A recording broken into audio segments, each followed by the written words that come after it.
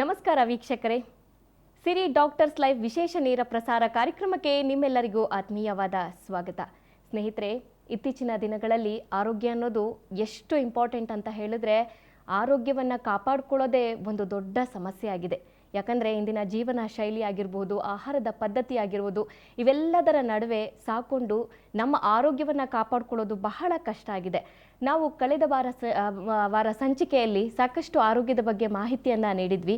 ಇವತ್ತು ಕೂಡ ನಿಮಗೆ ಕಿಡ್ನಿ ಸಮಸ್ಯೆಯ ಬಗ್ಗೆ ಸಾಕಷ್ಟು ಮಾಹಿತಿಯನ್ನು ನೀಡೋದಕ್ಕೆ ಬಂದಿದ್ದೀವಿ. ಕಿಡ್ನಿ ಸಮಸ್ಯೆ ಅಂದ್ರೇನು, ಕಿಡ್ನಿ ಸಮಸ್ಯೆ ಎಲ್ಲಿಂದ ಬರುತ್ತೆ, ಅದರ ಬಗ್ಗೆ ಸಾಕಷ್ಟು ಮಾಹಿತಿಯನ್ನು ನೀಡೋದಕ್ಕೆ ನಮ್ಮ ಜೊತೆಯಲ್ಲಿ ಇದ್ದಾರೆ. ಹಾಗೆ ಕಿಡ್ನಿಯಲ್ಲಿ ಏನೆಲ್ಲ ಸಮಸ್ಯೆಗಳು ಇರುತ್ತೆ ಇವುಗಳ ಬಗ್ಗೆ ಒಂದಿಷ್ಟು ಮಾತಾಡೋದಕ್ಕೆ ನಮ್ಮ ಜೊತೆಯಲ್ಲಿ ಇವತ್ತು ಇದ್ದಾರೆ ಅಪೋಲೋ ಆಸ್ಪತ್ರೆಯ ಸೀನಿಯರ್ ಕನ್ಸಲ್ಟೆಂಟ್ ಆದಂತಹ ಡಾಕ್ಟರ್ ಎನ್ ಅರುಣ್ ಕುಮಾರ್ ಅವರು. ಹಾಗೆ ಅದರ ಜೊತೆಗೆ ಇವರು ಕೂಡ ಟ್ರಾನ್ಸ್ಪ್ಲಾಂಟ್ ಫಿಸಿಷಿಯನ್ ಕೂಡ ಆಗಿದ್ದಾರೆ. ಸಾಕಷ್ಟು ಮಾಹಿತಿಯನ್ನು ಕಿಡ್ನಿ ಬಗ್ಗೆ ತಿಳಿಸೋದಕ್ಕೆ ನಮ್ಮ ಜೊತೆಲಿದ್ದಾರೆ. ಬನ್ನಿ ಕಾರ್ಯಕ್ರಮಕ್ಕೆ ಮೊದಲಿಗೆ ಅವರಿಗೆ ಸ್ವಾಗತಿಸೋಣ. ಡಾಕ್ಟ್ರೇ, ಕಾರ್ಯಕ್ರಮಕ್ಕೆ ಸ್ವಾಗತ. ನಮಸ್ಕಾರ. ಓಕೆ, ಈ ಕಿಡ್ನಿ ಅನ್ನೋದು ಮನುಷ್ಯನ ದೇಹದಲ್ಲಿ ಬಹಳ ಪ್ರಮುಖವಾದ ಪಾತ್ರವನ್ನು ವಹಿಸುತ್ತೆ. ಇದ್ರ ಬಗ್ಗೆ ಮಾತಾಡಿ ಸರ್. ಸೊ ಜನರಲಿ ಕಿಡ್ನಿ ಅನ್ನೋದು ನಮ್ಮ ಬಾಡಿಗೆ ನಾರ್ಮಲ್ ಫಂಕ್ಷನಿಂಗ್ ಮಾಡೋಕ್ಕೆ ಬೇಕಾಗುವಂಥ ಒಂದು ಅಂಗ. ಸೊ ಈ ಅಂಗದಲ್ಲಿ ಜನರಲಿ ಒಂದು ಕಿಡ್ನಿಯಲ್ಲಿ 10 ಲಕ್ಷ ಫಿಲ್ಟರ್ಸ್ ಇರುತ್ತೆ. ಸೊ ಇದು ನಮ್ಮ ಹೈಟ್ ಪ್ರಕಾರವಾಗಿ ಸೈಜ್ ಇರುತ್ತೆ. ಸ್ವಲ್ಪ ಜನ ಏನು ಮಾಡ್ತಾರೆ, ನನ್ನ ಕಿಡ್ನಿ ಸಣ್ಣ ಇದೆ, ನನ್ನ ಕಿಡ್ನಿ ದೊಡ್ಡದಿದೆ ಅಂತ ಹೇಳ್ತಾರೆ.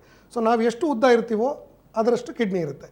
ಜನರಲಿ ನಿಮ್ಗೆ ಹೇಳ್ಬೋದು, ಎಲ್ಲರೂ ಲೆಫ್ಟ್ ಮುಷ್ಟಿ ನೀವು ಹಿಂಗೆ ಇಟ್ಕೊಂಡ್ರೆ ಇದು ಹಾರ್ಟ್ ಸೈಜು ಅಂತ. ಸೊ ಹೆಬ್ಬೆಟ್ನ ಹಿಂಗೆ ಮೇಲೆ ಇಟ್ಕೊಂಡು ಹಿಂಗೆ ಇಷ್ಟರೆ ಇದಿಷ್ಟು ನಿಮ್ಮ ಕಿಡ್ನಿ ಸೈಜು ಅಂತ. ಸೊ ಈ ಕಿಡ್ನಿ ಸೈಜ್ ಎಷ್ಟಿರುತ್ತೆ, ನಮ್ಮದು ಕೈ ಎಷ್ಟಿರುತ್ತೋ ಆ ಸೈಜ್ ಕಿಡ್ನಿ ಇರುತ್ತೆ. ಸೊ ಇದರಲ್ಲಿ ಒಂದು ಕಿಡ್ನಿಯಲ್ಲಿ 10 ಲಕ್ಷ ಫಿಲ್ಟರ್ಸ್ ಇರುತ್ತೆ. ಈ 10 ಲಕ್ಷ ಫಿಲ್ಟರ್ಸ್ನ ನೀವು ಎಳಕು ಒಂದರಿಂದ ಒಂದೊಂದು ಇಟ್ಕೊಂಡು ಹೋದ್ರೆ ಮೂರು ಸತಿ ಹೋಗಿ ಬರ್ಬೋದು. ಸೊ ಅಷ್ಟು ಫಿಲ್ಟರ್ಸ್ ಇರುತ್ತೆ ಅದರೊಳಗೆ. ಸೊ ಅದೆಲ್ಲ ಫುಲ್ ಹಿಂಗೆ ಕನ್ವಲ್ಯೂಟೆಡ್, ಅಂದರೆ ಹಿಂಗೆ ಸೊಟ್ಟಕ್ಕೆ ಹೆಂಗೆ ಕೂರಿಸಿ ಕರೆಕ್ಟಾಗಿ ಕೂರಿಸಿರ್ತಾನೆ ಭಗವಂತ. ಸೊ ನಮಗೆ ಈ ಕಿಡ್ನಿ ಪ್ರಾಬ್ಲಮ್ ಅಂತ ಶುರುವಾಗೋದು ಯಾವಾಗ, ವೆನ್ ಈ ನಾರ್ಮಲ್ಸಿ ಹಾಳಾದಾಗ. ನಾರ್ಮಲ್ಸಿ ಏನೇನು ಮಾಡುತ್ತೆ ಕಿಡ್ನಿ, ಒಂದು ನಮ್ಮ ಮೈಯಲ್ಲಿರೋ ರಕ್ತಗಳು, ಅಂದರೆ 5 ಲೀಟರ್ ರಕ್ತ ಎವ್ರಿ ಮಿನಿಟ್ 180 ಲೀಟ್ರ್ ರಕ್ತನ ಫಿಲ್ಟರ್ ಮಾಡುತ್ತೆ. ಸೊ ಅದರಲ್ಲಿರೋ ಕಸ, ನಮಗೆ ಬೇಕಾಗಿರೋವಂಥ ಪ್ರೋಟೀನ್, ವಿಟಮಿನ್ಸ್, ಮಿನರಲ್ಸ್ನ ಉಳಿಸ್ಕೊಂಡು ಬೇಡದೇ ಇರೋ ಪದಾರ್ಥಗಳು ಲೈಕ್ ಕ್ರಿಯಾಟಿನಿನ್, ಯೂರಿಯಾ, ನೀರು, ಎಕ್ಸೆಸಿವ್ ಸಾಲ್ಟು, ಆ್ಯಸಿಡ್ ಇದನ್ನೆಲ್ಲ ಹೊರಗಡೆ ಎಸ್ದು ಬಿಡುತ್ತೆ.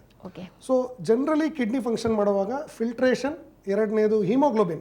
ನಮ್ಮ ಹೀಮೋಗ್ಲೋಬಿನ್ ಮೇಂಟೈನ್ ಮಾಡೋಕ್ಕೆ ಕಿಡ್ನಿ ತುಂಬ ಇಂಪಾರ್ಟೆಂಟ್ ಆದ ಒಂದು ಆರ್ಗನ್. ಯಾಕಂದರೆ ಇದರಲ್ಲಿ ಎರಿಥ್ರೋಪಾಯ್ಟಿನ್ ಅಂತ ಒಂದು ಹಾರ್ಮೋನ್ ಸಿಂಥಸಿಸ್ ಆಗುತ್ತೆ. ಮೂರನೇದು ನಮ್ಮ ಮೈಯಲ್ಲಿರುವಂಥ ಆ್ಯಸಿಡ್ ಲೆವೆಲ್ಸ್, ಅದನ್ನು ಮೇಂಟೈನ್ ಮಾಡೋದು ಕಿಡ್ನಿ. ಒಂದು ಮಟ್ಟಕ್ಕೆ ನಿಮ್ಗೆ ಹೇಳಿದ್ರೆ ನಂಬಕ್ಕಾಗಲ್ಲ, ಕಿಡ್ನಿಯಿಂದ ಗ್ಲೂಕೋಸು ಉತ್ಪತ್ತಿ ಆಗುತ್ತೆ. ಅಂದರೆ ನಾವು ಊಟ ಮಾಡದೇ ಇದ್ದಾಗ, ಫಾಸ್ಟಿಂಗ್ ಮಾಡಿದಾಗ, ಸ್ಟಾರ್ವೇಷನ್ ಆದಾಗ ಕಿಡ್ನಿಗೆ ಕೆಪಾಸಿಟಿ ಏನಿರುತ್ತೆ, ಗ್ಲೂಕೋಸ್ ಉತ್ಪತ್ತಿ ಮಾಡೋ ಸಹ ಕೆಪಾಸಿಟಿ ಕಿಡ್ನಿಯಲ್ಲಿ ಇರುತ್ತೆ. ಸೊ ಈ ಇಷ್ಟು ಫಂಕ್ಷನ್ಗಳನ್ನ ಕಿಡ್ನಿ ನಮ್ಮ ಮೈಗೆ ಮಾಡಿಕೊಡುತ್ತೆ. ಒಟ್ಟಿನಲ್ಲಿ ಹೇಳಬೇಕಂದ್ರೆ ದೇಹದ ಅಂಗಾಂಗದಲ್ಲಿ ಕಿಡ್ನಿ ಮಾತ್ರ ಬಹಳ ಪ್ರಮುಖವಾದ ಪಾತ್ರವನ್ನು ವಹಿಸುತ್ತೆ ಅನ್ನೋದಂತೂ ಡೆಫಿನೆಟ್ಲಿ ಅಲ್ವಾ? ಖಂಡಿತ. ಯಾಕಂದ್ರೆ ಇತ್ತೀಚಿನ ದಿನಗಳಲ್ಲಿ ಡಾಕ್ಟರ್ ನೀವು ನೋಡ್ದಿರೋ ಹಾಗೆ ಫುಡ್ ಸಮಸ್ಯೆ ಆಗಿರ್ಬೋದು, ಜೀವನ ಶೈಲಿ ಆಗಿರ್ಬೋದು, ಇನ್ನು ಕೆಲವ್ರು ಏನು ಮಾಡ್ತಾರೆ ಅಂತ ಹೇಳಿದ್ರೆ, ಯಾವುದೇ ಒಂದು ಆರೋಗ್ಯ ಸಮಸ್ಯೆ ಬಂದರೂ ಸಾಕು ಮೆಡಿಕಲ್ ಶಾಪಿಗೆ ಹೋಗ್ಬಿಟ್ಟು ಸೆಲ್ಫ್ ಮೆಡಿಕೇಶನ್ ತಗೊತಾರೆ.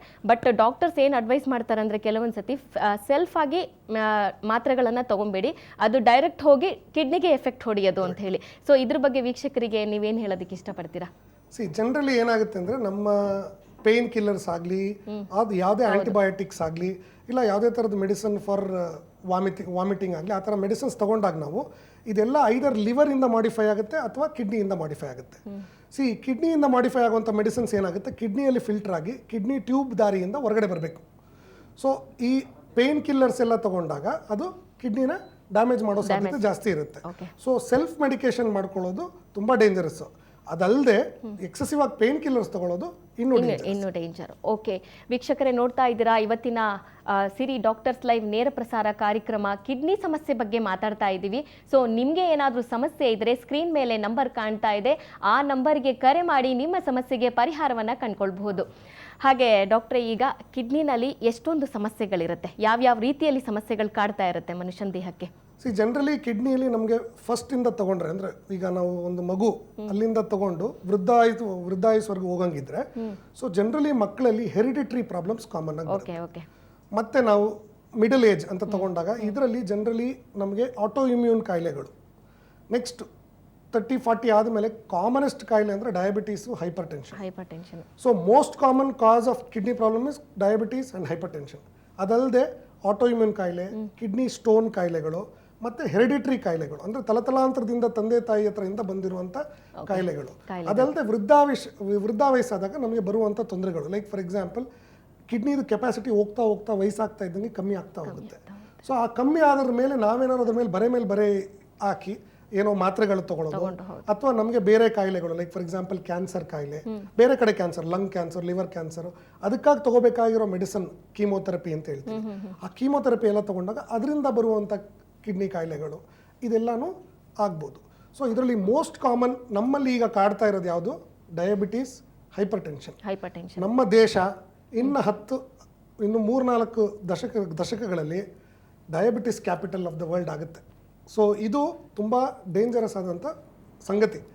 ಡಯಾಬಿಟೀಸ್, ಹೈಪರ್ ಟೆನ್ಷನ್, ಅದು ಹೈಪರ್ ಟೆನ್ಷನ್ ಅಂತೂ ನಮ್ಮಲ್ಲಿ ವರ್ಲ್ಡ್ ಓವರಲ್ಲಿ 80% ಜನಗಳು ಅವರ BP-ನ 25 ವಯಸ್ಸಾದ್ಮೇಲೆ ಚೆಕ್ ಮಾಡ್ತಾರೆ. ನಮ್ಮ ದೇಶದಲ್ಲಿ ಬರೀ 20% ಜನಗಳಷ್ಟೇ ಚೆಕ್ ಮಾಡ್ಕೋತಾರೆ. ಸೊ ಇದರದ್ದು ವೆಯ್ಟು ತುಂಬ ಜಾಸ್ತಿ ಇದೆ. ಸೊ ನಾವು ಈಗಲೇ ಇದ್ರ ಬಗ್ಗೆ ಕಾಳಜಿ ವಹಿಸಿ ಡಯಾಬಿಟೀಸ್, ಶುಗರ್ ಮತ್ತು ಕಿಡ್ನಿ ಪ್ರಾಬ್ಲಮ್ಗಳ ಬಗ್ಗೆ ಜಾಸ್ತಿ ಕಾಳಜಿ ವಹಿಸಬೇಕು ಅನ್ನೋದು ನನ್ನ ಇಚ್ಛೆ. ಈಗ ಕಿಡ್ನಿ ಸಮಸ್ಯೆ ಅನ್ನೋದು ಯಾವ ಏಜ್ನಲ್ಲಿ ಸ್ಟಾರ್ಟ್ ಆಗುತ್ತೆ? ಸೊ ಜನರಲಿ ಹೆರಿಡಿಟ್ರಿ ಅಂದಾಗ ಪುಟ್ಟ ವಯಸ್ಸಲ್ಲೇ, ಅಂದರೆ ಅಮ್ಮ ಪ್ರೆಗ್ನೆಂಟ್ ಆಗಿದ್ದಾಗಲೇ ಹೊಟ್ಟೆಲೇ ಕಾಣಿಸ್ಕೊಳ್ಳುತ್ತೆ. ಸ್ವಲ್ಪ ಜನಕ್ಕೆ ಪ್ರೆಗ್ನೆಂಟ್ ಆದಾಗ ಹೊಟ್ಟೆಯಲ್ಲಿ ನೀರಿನ ಅಂಶ ಜಾಸ್ತಿ ಇರುತ್ತೆ, ಸ್ವಲ್ಪ ಜನಕ್ಕೆ ನೀರಿನ ಅಂಶ ಕಮ್ಮಿ ಇರುತ್ತೆ. ಅವ್ರೇನು ಅನ್ಕೋತಾರೆ, ನಾನು ನೀರು ಕುಡಿತಾ ಇಲ್ಲ ಅದರಿಂದ ನನಗೆ ನೀರು ಕಮ್ಮಿ ಆಗಿದೆ ಅಂತ ಅನ್ಕೋತಾರೆ. ಆದರೆ ಈ ನೀರಿನ ಅಂಶ ಬರೋದು ಮಗು ಕಿಡ್ನಿಯಿಂದಾಗಿ. ಸೊ ಅಮ್ಮ ಏನು ರಕ್ತ ಇರುತ್ತಲ್ಲ, ಅಮ್ಮನ ರಕ್ತ ಅದು ಫಿಲ್ಟರ್ ಆಗಿ ಮಗು ಹೋಗಿ ಮಗು ಕಿಡ್ನಿಯಿಂದ ಫಿಲ್ಟರ್ ಆಗಿ ಮತ್ತೆ ಅದು ಗರ್ಭಚೀಲದೊಳಗೆ ಬರೋದು. ಸೊ ಜನರಲಿ ಫಸ್ಟ್ ಶುರುವಾಗೋದು ಹೆರಿಡಿಟರಿ ಕಾಯಿಲೆಗಳು ಶುರುವಾಗೋದು ಗರ್ಭದಿಂದಾನೆ.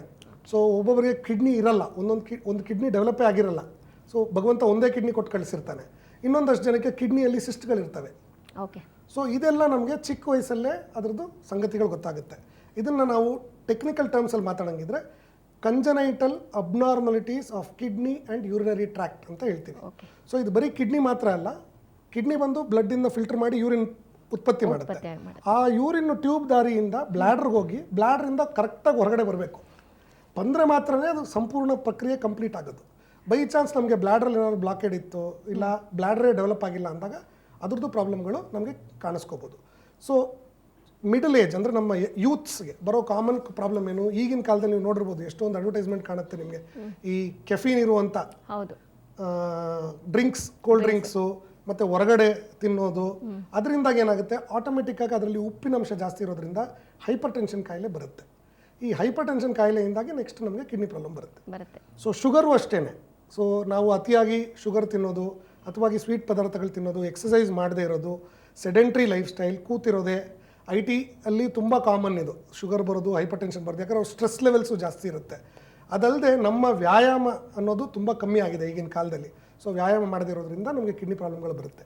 ಸೊ ಈ ಮಿಡಲ್ ಏಜಲ್ಲಿ ನಮಗೆ ಕಾಮನ್ ಆಗಿ ಆಟೋಇಮ್ಯೂನ್ ಕಾಯಿಲೆಗಳು ಬರುತ್ತೆ. ಅಂದರೆ ಆಟೋಇಮ್ಯೂನ್ ಕಾಯಿಲೆ ಅಂದರೆ ಏನು ಅಂದರೆ, ಯಾವುದೋ ಒಂದು ವೈರಸ್ ನಮ್ಮ ಗಂಟ್ಲು ಇನ್ಫೆಕ್ಷನ್ನು ಅಥವಾ ಕೋಲ್ಡು, ಕಾಫು ಆಗಿರುತ್ತೆ ನಮಗೆ.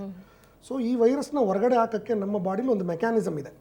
ಸೊ ಆ ಮೆಕ್ಯಾನಿಸಮಲ್ಲಿ ಏನು ಅಂದರೆ, ಆ ವೈರಸ್ನ ಗುರುತು ಮಾಡಿ ಬಿ ಸೆಲ್ಸು ಅದರಲ್ಲಿ ಆ್ಯಂಟಿಬಾಡಿ ಉತ್ಪತ್ತಿ ಮಾಡಿ ಆ ವೈರಸ್ನ ಸಾಯಿಸುತ್ತೆ. ಸೊ ಈ ಆ್ಯಂಟಿಬಾಡೀಸ್ ಏನಾಗುತ್ತೆ, ಒಂದೊಂದು ಸತಿ ನಾರ್ಮಲ್ ಆಗಿ ಉತ್ಪತ್ತಿ ಆಗೋದಕ್ಕಿಂತ ಜಾಸ್ತಿ ಉತ್ಪತ್ತಿ ಆದಾಗ ಅದು ಹೋಗಿ ನಮ್ಮ ಕಿಡ್ನಿಯಲ್ಲಿ ಡೆಪಾಸಿಟ್ ಆಗಿ ಕಿಡ್ನಿನೇ ನುಂಗ್ಕೊಂಡ್ಬಿಡುತ್ತೆ. ಸೊ ಇದರಲ್ಲಿ ಕಾಮನ್ ಕಾಯಿಲೆ ಅಂದರೆ IgA ನೆಫ್ರೋಪತಿ ಅಂತ ಹೇಳ್ತೀವಿ. ನೆಫ್ರೋಪತಿ ಈ ಕಾಯಿಲೆ ತುಂಬ ಕಾಮನ್ ಆದ ಕಾಯಿಲೆ. ಸೊ ಇದು ಆಟೋಇಮ್ಯೂನ್ ಕಾಯಿಲೆ. ಇದಲ್ಲದೆ SLE ಕಾಯಿಲೆ ಅಥವಾ ನಮಗೆ ಮಲ್ಟಿಪಲ್ ಕನೆಕ್ಟಿವ್ ಟಿಶ್ಯೂ ಡಿಸಾರ್ಡರ್ ಅಂತ ಹೇಳ್ತೀವಿ, ಅಂದರೆ ತುಂಬ ಆ್ಯಂಟಿಬಾಡೀಸ್ ಉತ್ಪತ್ತಿ ಆಗುವಂಥದ್ದು.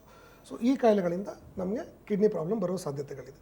ಸೊ ಈಗ ಹೇಳ್ದಂಗೆ ನಾನು ನಿಮಗೆ ಈ ಕಾರ್ಬೋನೇಟೆಡ್ ಡ್ರಿಂಕ್ಸ್ ಕುಡಿಯೋದ್ರಿಂದ ಸ್ಟೋನ್ಸ್ ಆಗುತ್ತೆ ಕಾಮನ್. ಯಾಕಂದರೆ ಈಗ ನಮ್ಮ ನ್ಯೂ ಜನ್ರೇಷನ್ ಮಕ್ಕಳುಗಳು ಅಡಿಕ್ಟ್ ಆಗಿರೋದೇ ಅದಕ್ಕಲ್ವಾ.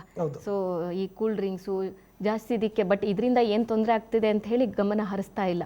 ಸೊ ಈಗ ಡಾಕ್ಟ್ರೆ, ಇನ್ನೊಂದು ಪ್ರಶ್ನೆ ಏನಪ್ಪ ಅಂತ ಹೇಳಿದ್ರೆ, ಕನ್ಸೀವ್ ಆಗಿರ್ತಾರೆ ಅಂಥ ಸಂದರ್ಭದಲ್ಲಿ ಕಿಡ್ನಿನಲ್ಲಿ ಏನಾದರೂ ಸಮಸ್ಯೆ ಇದ್ದಾಗ ಅದಕ್ಕೆ ಸಪ್ರೇಟ್ ಆದ ಟ್ರೀಟ್ಮೆಂಟ್ ಇದೆಯಾ, ಹೇಗೆ?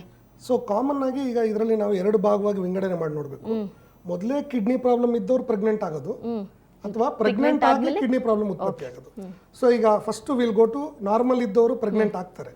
ಸೊ ಬೈ ಚಾನ್ಸ್ ಅವ್ರಿಗೆ ಹಿಂದೆ ಏನೋ ಕಿಡ್ನಿ ಸ್ಟೋನ್ ಕಾಯಿಲೆನೋ ಅಥವಾ ಈ ಆಟೋಇಮ್ಯೂನ್ ಕಾಯಿಲೆ ಏನಾದ್ರು ಇದ್ದಾಗ ಅವಾಗ ಆ ಕಾಯಿಲೆ ಜಾಸ್ತಿ ಆಗುತ್ತೆ. ಯಾಕಂದರೆ ನಮ್ಮ ಮೈಯಲ್ಲಿರುವಂಥ ಕೂಸು ಅದ್ರದ್ದು ಬ್ಲಡ್ ಸಪ್ಲೈ ಮತ್ತು ಅದಕ್ಕೆ ಬೇಕಾಗಿರುವಂಥ ಪೌಷ್ಟಿಕಾಂಶಗಳೆಲ್ಲ ಅಮ್ಮನ ಕಿಡ್ನಿ ಥ್ರೂ ಫಿಲ್ಟರ್ ಆಗಿ ಮತ್ತೆ ಮಗುಗೆ ಹೋಗಬೇಕು. ಬಟ್ ಅದು ಆಗಲ್ಲ, ಯಾಕಂದರೆ ಮಗು it self is a pressure on the kidney. ಆ ಕಿಡ್ನಿಗೆ ಎಕ್ಸ್ಟ್ರಾ ವೆಯ್ಟ್ ಅಂದರೆ ನೀವು ನೋಡಿರ್ಬೋದು, ಜನರಲಿ 50 kg ಇರೋರು 66 kg ಆಗಿಬಿಡ್ತಾರೆ ಪ್ರೆಗ್ನೆಂಟ್ ಆದಮೇಲೆ. ಸೊ ಈ 14 kg ವೆಯ್ಟ್ ಏನಿರುತ್ತೆ ಅದು ಅಮ್ಮನ ಕಿಡ್ನಿ ಮೇಲೆ ಬೀರುತ್ತೆ. ಸೊ ಆ every time lady gets pregnant and comes out of pregnancy, it is like another life for her, ಒಂದು ಹೊಸ ಜೀವನ ಹೆಣ್ಣು ಮಗಳಿಗೆ. ಯಾಕಂದರೆ ಮತ್ತೆ ಇದು ರೀಸೆಟ್ ಆಗೋಕ್ಕೆ ಇನ್ನೊಂದು 3 ತಿಂಗಳು ಬೇಕು. ಆ ಕಿಡ್ನಿ ವಾಪಸ್ ಆ ಹೆಣ್ಣು ಮಗಳದ್ದು ಮೊದಲಿನ ಹೆಂಗೆ ಕೆಲಸ ಮಾಡ್ತಿತ್ತೋ ಹಂಗಾಗಕ್ಕೆ. ಸೊ ಈ ಥರ ಹೊಸದಾಗಿ ಕಾಯಿಲೆ ಬರುವಂಥದ್ದು ಸ್ಟೋನ್ ಕಾಯಿಲೆ, ಯಾಕಂದರೆ ನೀರು ಜಾಸ್ತಿ ಕುಡಿಲಿಲ್ಲ ಅಂದರೆ, ಅಥವಾ ನಾವು ಫುಡ್ ಐಟಮ್ ಕರೆಕ್ಟಾಗಿ ತೊಗೊಳ್ಳಿಲ್ಲ ಅಂದರೆ. ಇದು ಇಲ್ಲದೆ BP ಕಾಯಿಲೆ ತುಂಬ ಕಾಮನ್, ಅದನ್ನು ಪ್ರೀ ಎಕ್ಲಾಂಪ್ಸಿಯಾ ಅಂತ ಕರಿತೀವಿ. ಓಕೆ ಡಾಕ್ಟರ್, ಈಗ ಮಾತಾಡೋಣ ಇದ್ರ ಬಗ್ಗೆ. ಒಬ್ರು ಕಾಲರ್ ರೆಡಿ ಇದ್ದಾರೆ, ಅವ್ರನ್ನ ಮಾತಾಡ್ಸೋಣ. Hello hello madam. ಮೇಡಮ್ ನಮಸ್ತೆ, ನಿಮ್ಮ ಹೆಸರು? ಮೇಡಮ್ ಸವಿತಾ ಅಂತ, ಚಿತ್ರದುರ್ಗದಿಂದ. ಓಕೆ, ಡಾಕ್ಟರ್ ಇದ್ದಾರೆ, ನಿಮ್ಮ ಸಮಸ್ಯೆ ಏನು ಅಂತ ಹೇಳಿ ಡಾಕ್ಟರ್ ಹತ್ರ. ನಮಸ್ತೆ ಸರ್. ನಮಸ್ತೆ ಸವಿತಾ ಅವ್ರು, ಹೇಳಿ. ಸರ್ ನಮ್ಮ ತಾಯಿಗೆ 50 ವರ್ಷ. ಹಾಂ, ಈಗ ಒಂದು 3 ತಿಂಗಳಿಂದ ಆರ್ಥರೈಟಿಸ್ ಅಂತೇಳಿ ಟ್ಯಾಬ್ಲೆಟ್ ತಗೊಂತಿದ್ದಾರೆ ಸರ್ ಅವರು. ಓಕೆ. ಈಗ ಒಂದು 4-5 ದಿವಸದಿಂದ ಏನಾಗ್ತಿದೆ ಅಂದ್ರೆ ನೀರು ಕುಡಿತಾ ಇದ್ದಾರೆ ಸರ್, ಅವ್ರು ಯೂರಿನ್ ಪಾಸ್ ಆಗ್ತಿದೆ, ಸ್ವಲ್ಪ ಸ್ವಲ್ಪ ಆಗ್ತಿದೆ ಅಂತಿದ್ದಾರೆ. ಸರಿ. ಸುಸ್ತಾಗುತ್ತೆ ಅಂತ ಹೇಳ್ತಾರೆ ಸರ್. ಈಗ ನಮಗೆ ಭಯ ಆಗ್ಬಿಟ್ಟಿದೆ, ಈಗ ಹೆಂಗ್ ಕನ್ಸಲ್ಟ್ ಮಾಡ್ಬೇಕು. ಈಗ ಆರ್ಥರೈಟಿಸ್ ಟ್ಯಾಬ್ಲೆಟ್ ಅಂದ್ರೆ ತುಂಬಾ ಒಂದ್ ದಿನಕ್ಕೊಂದು 4 ತಗೊಂತಾರೆ ಸರ್ ಅವರು. ಸರಿಮ್ಮ. ಅದು ತಗೊಂಡ್ಲಿಲ್ಲ ಅಂದ್ರೆ ಅವ್ರಿಗೆ ಇರಕ್ಕೆ ಆಗಲ್ಲ, ಅಷ್ಟು ಪೈನ್ ಆಗ್ತಿದೆ ಅವ್ರಿಗೆ. ಸರಿ. ಒಂಥರ ಭಯ ಆಗ್ಬಿಟ್ಟಿದೆ, ನಮಗೆ ಸುಸ್ತಾಗುತ್ತೆ ಅಂತಾರೆ, ಯೂರಿನ್ ಸರಿಯಾಗಿ ಹೋಗಲ್ಲ, ಎಷ್ಟು ನೀರು ಕುಡಿದ್ರು ಸರಿಯಾಗಿ ಹೋಗಲ್ಲ, ಸುಸ್ತಾಗುತ್ತೆ ಅಂತ ಹೇಳ್ತಾ ಇದ್ದಾರೆ. ಅಮ್ಮ, ಈಗ ಫಸ್ಟು ನೀವೇನು ಮಾಡಬೇಕು ಅಂದರೆ ಅವ್ರಿಗೆ ಕಾಲಲ್ಲಿ ಎಲ್ಲರೂ ನೀರು ಶೇಖರಣೆ ಆಗ್ತಾ ಇದೆಯಾ, ಊತ ಬರ್ತಾ ಇದೆಯಾ ಅಂತ ನೋಡಬೇಕು. ಯೂರಿನ್ ಅಂಶನ ನೀವು ಕರೆಕ್ಟಾಗಿ ಲೆಕ್ಕ ಹಾಕ್ಬೇಕಮ್ಮ. ಎಷ್ಟು ನೀರು ಕುಡಿತಿದ್ದೀರಾ ನೀವು, ಅದರ ಅನುಸಾರವಾಗಿ ಎಷ್ಟು ಯೂರಿನ್ ಬರ್ತಾ ಇದೆ ಅನ್ನೋದನ್ನು ನೀವು ಫಸ್ಟು ಚೆಕ್ ಮಾಡಿ ನೋಡಬೇಕು. ಅದು ನೋಡದೆ ನಾವು ಕರೆಕ್ಟಾಗಿ ಹೇಳೋಕ್ಕಾಗಲ್ಲ, ಇಷ್ಟು ಯೂರಿನ್ ಬರ್ತಾ ಇದೆ, ಅಷ್ಟು ಬರ್ತಾ ಇದೆ ಅಂತ ಅಂದಾಜು ಹಾಕೋದು ತಪ್ಪು. ಸೊ ಫಸ್ಟು ನೀರು ಎಷ್ಟು ಕುಡಿತಾ ಇದ್ದಾರೆ ಅಂತ ಲೆಕ್ಕ ಹಾಕಿ, ನೀವು ಪೇಯ್ನ್ ಕಿಲ್ಲರ್ ಟ್ಯಾಬ್ಲೆಟ್ ಏನಾದ್ರು ತೊಗೋತಾ ಇದ್ದೀರಾ ಅಂದರೆ ಅದನ್ನು ನೋಡಿಬಿಟ್ಟು ತಾತ್ಕಾಲಿಕವಾಗಿ ಪೇಯ್ನ್ ಕಿಲ್ಲರ್ ಟ್ಯಾಬ್ಲೆಟ್ ನಿಮ್ಮ ಲೋಕಲ್ ಡಾಕ್ಟರ್ ಹತ್ರ ತೋರಿಸ್ಕೊಂಡು ಅದನ್ನು ನಿಲ್ಲಿಸಿ ಒಂದು ಕ್ರಿಯಾಟಿನಿನ್ ಟೆಸ್ಟ್ ಅಂದರೆ ರೀನಲ್ ಫಂಕ್ಷನ್ ಟೆಸ್ಟ್ ಅಂತ ಬರುತ್ತೆ, ಅದನ್ನು ಫಸ್ಟ್ ಮಾಡಿಸಿಮ್ಮ. ಅದು ನೋಡಿದ್ಮೇಲೆ ಆಮೇಲೆ ತೀರ್ಮಾನ ಮಾಡೋದು ನಮಗೆ ಸುಲಭ ಆಗುತ್ತೆ. ಹೌದು ಸರ್, ಒಟ್ಟಿಗೆ ಟೆಸ್ಟ್ ಕರ್ಕೊಂಡೋಗಿ ಟೆಸ್ಟ್ ಮಾಡಿಸ್ಬೇಕಲ್ಲ ಸರ್, ಕ್ರಿಯಾಟಿನಿನ್. ಅದೇ arthritis tablet sir life long ತಗೊಳ್ತೀವಲ್ಲ, ಅದೇ ಭಯ ಸರ್, ಅಮ್ಮನಿಗೆ ಕೊಡ್ತೀವಿ ಅಂತ. ಅದೇ ಪೇಯ್ನ್ ಕಿಲ್ಲರ್ ಅದರಲ್ಲಿ ತುಂಬ ಡೇಂಜರಸ್ ಆಗಿರುತ್ತೆ. ಸೊ ನೀವು ಯಾವ್ಯಾವ ಟ್ಯಾಬ್ಲೆಟ್ ತೊಗೋತಿದ್ದೀರಾ ಅಂತ ಅಲ್ಲಿ ಲೋಕಲ್ ಡಾಕ್ಟ್ರಿಗೆ ತೋರಿಸ್ಕೊಂಡು ಒಂದು ಬ್ಲಡ್ ಟೆಸ್ಟ್ ಮಾಡಿಕೊಂಡ್ರೆ ಸ್ಪಷ್ಟವಾಗಿ ಗೊತ್ತಾಗುತ್ತೆ. ಓಕೆ, ಕಾರ್ಯಕ್ರಮಕ್ಕೆ ಕರೆ ಮಾಡಿದ್ದಕ್ಕೆ ಧನ್ಯವಾದಗಳು. ವೀಕ್ಷಕರೇ, ಇವತ್ತಿನ ಕಾರ್ಯಕ್ರಮದಲ್ಲಿ ಕಿಡ್ನಿ ಸಮಸ್ಯೆ ಬಗ್ಗೆ ಸಾಕಷ್ಟು ಮಾಹಿತಿಯನ್ನು ತಿಳ್ಕೊಳ್ತಾ ಇದ್ದೀರಾ. ಮತ್ತಷ್ಟು ಮಾಹಿತಿಯನ್ನು ತಿಳಿದುಕೊಳ್ಳೋಣ. ತಲೆನೋವಪ್ಪ ಒಂದು ಮಾತ್ರೆ ಕೊಡಿ ಅಂತ ಹೇಳ್ತಾರೆ. ಸೊ ಜನರಲಿ ಅವ್ರು ಏನು ಮಾಡ್ತಾರೆ, ಜನರಲಿ ಮೋಸ್ಟ್ ಪವರ್ಫುಲ್ ಟ್ಯಾಬ್ಲೆಟ್ ಅಂದರೆ tablets which can affect and it passes through ಕಿಡ್ನಿಯಿಂದ ಹೊರಗಡೆ ಹೋಗುವಂಥ ಟ್ಯಾಬ್ಲೆಟ್, ಅದನ್ನು NSAIDs ಅಂತ ಕರಿತೀವಿ. ಆ ಟ್ಯಾಬ್ಲೆಟ್ ಕೊಡ್ತಾರೆ. ಅದು ಒಂದು ಮಾತ್ರ ತೊಗೊಂಡ್ರೆ ಡಯಾಲಿಸಿಸ್ಗೆ ಹೋಗೋ ಪರಿಸ್ಥಿತಿ ಬರೋ ಚಾನ್ಸಸ್ಸು ಇದ್ದಾವೆ. ಸೊ ಇದು ಸಾಮಾನ್ಯ ಜನರಿಗೆ ಗೊತ್ತಿರಲ್ಲ. ಸೊ ಅವ್ರು ಏನು ಮಾಡ್ತಾರೆ, ತಲೆನೋವು ಹೋಯ್ತಲ್ಲ ಸಾಕು ಅಂತ ನುಗ್ತಾ ಇರ್ತಾರೆ. ನೆಕ್ಸ್ಟ್ ಟೈಮ್ ಏನು ಮಾಡ್ತಾರೆ, ಹ್ಯಾಬಿಟ್ ಆಗೋಗುತ್ತೆ, ಫಸ್ಟ್ ಹೆಸರು ನೋಡ್ಕೋತಾರೆ, ಅದೇ ಮಾತ್ರನ ರಿಪೀಟ್ ಮಾಡ್ತಾ ಇರ್ತಾರೆ. ಸೊ ಈ ರಿಪೀಟ್ ಮಾಡಿದಾಗ ಏನಾಗುತ್ತೆ, ಕಿಡ್ನಿ ಡ್ಯಾಮೇಜ್ ಆಗುತ್ತೆ. ಸೊ ಇದಕ್ಕೆ 2 ಟೈಪ್ಸ್ ಆಫ್ ಪೇನ್ ಕಿಲ್ಲರ್ಸ್ ಇದೆ. ಒಂದು safe pain killers, the other is not safe pain killers. Not safe pain killers only through the discretion of doctors ತೊಗೋಬೇಕು. ಅದರಲ್ಲಿ ಈ NSAIDs ಅಂತ ಇದ್ದಾವೆ, ಅದರಲ್ಲಿ ನ್ಯೂ ಜನ್ರೇಷನ್ NSAIDs ಬಂದಿದ್ದಾವೆ. ಇದೆಲ್ಲ ತುಂಬ ಕಾಮನ್ ಆಗಿ ಡ್ಯಾಮೇಜ್ ಮಾಡುವಂಥದ್ದು. ಅದರಲ್ಲಿ ಆಂಟಿಬಯೋಟಿಕ್ಸು ಸಹ ಒಂದಷ್ಟು ಆಂಟಿಬಯೋಟಿಕ್ಸ್ ಸಹ ನಾವು ತಗೋಬಾರ್ದು. ಸೊ ಇದನ್ನು ಸೂಕ್ಷ್ಮವಾಗಿ ನೋಡ್ಕೋಬೇಕು. ಸೇಫ್ ಅಂದರೆ ಜನರಲಿ ಪ್ಯಾರಾಸೆಟಮಾಲ್ ಸೇಫ್, ಅದು ಲಿವರ್ ಪೇಷಂಟ್ಸ್ಗೆ ಸೇಫ್ ಅಲ್ಲ. ಪ್ಯಾರಾಸೆಟಮಾಲ್ ಮತ್ತು ಟ್ರೆಮೆಡಾಲ್ ಅಂತ ಬರುತ್ತೆ, ಈ 2 ಮಾತ್ರೆಗಳು ಸೇಫ್.